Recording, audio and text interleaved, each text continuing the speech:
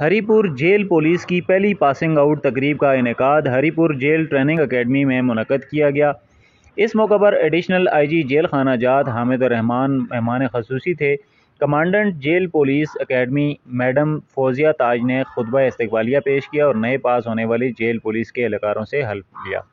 Programme کا آغاز تلاوت کلام پاک اور نعت رسول مقبول سے کیا گیا۔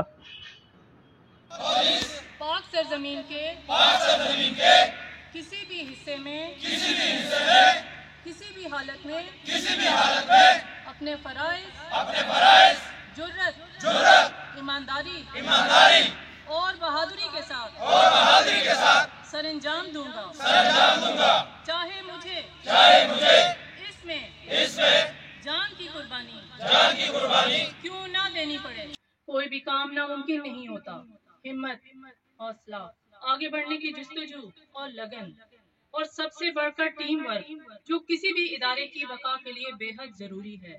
اس ضمن میں ہماری ساری ٹیم کی محنت شامل ہے۔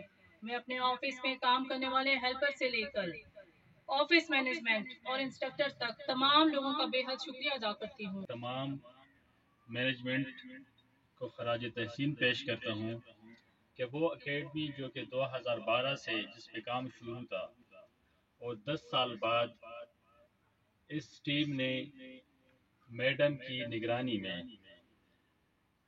یہ کارنامہ سر انجام دیا کہ نہ صرف اس اکیڈمی کو فنکشنل کیا بلکہ ساتھ ہی ساتھ اس کی ٹریننگ کی شروعات کی، اور انشاءاللہ آئندہ بھی یہ ٹریننگ جاری و ساری رہے گا۔